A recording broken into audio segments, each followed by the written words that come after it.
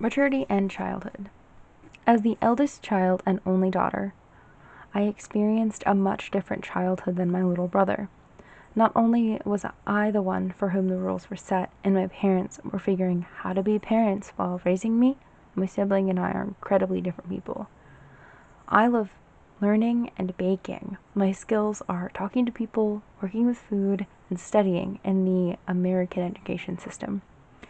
My leadership positions, I work with a team to create and put on plans and events. He loves working with his hands.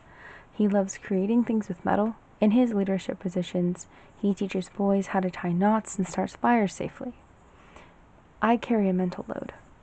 If there's a mess in the kitchen, it's my fault, no matter if I was making a new recipe or cooking dinner or eating cereal, or if I wasn't. He simply never asked to clean up after himself. My dad bothers me to do chores simply because I spend my days inside on my laptop, even if I am editing a new video or taking a class or talking to my friends. My anti-technology little brother spends his days in the backyard, out of range of the chore completion requests. Nonetheless, I loved being a little kid. My friends and I climbed trees and had picnics and generally ran amok. I come from an incredibly privileged place. My parents were still married, and I own my childhood home. I grew up with all the toys and bikes and books and friends a kid could dream of. I was surely spoiled in the sense that I got virtually anything I asked for, and I had everything I needed. I graduated from high school on time with a 3.0 GPA, and I graduated college debt-free after 4 years when my roommate situation turned toxic in the first house I lived in outside of my family home. I had a place to come back to.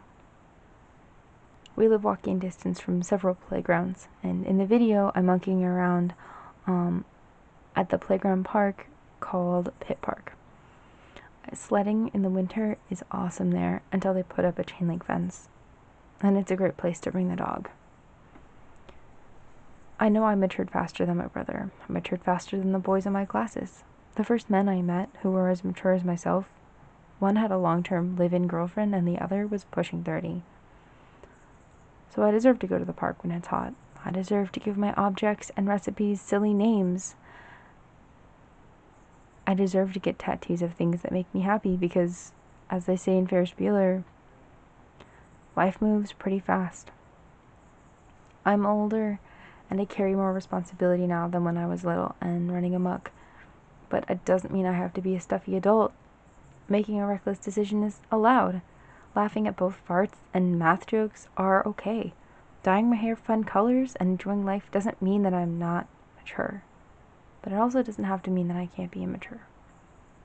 So why can't I take my dog to the park and play in the playground and do some fun edits with it? There is no reason.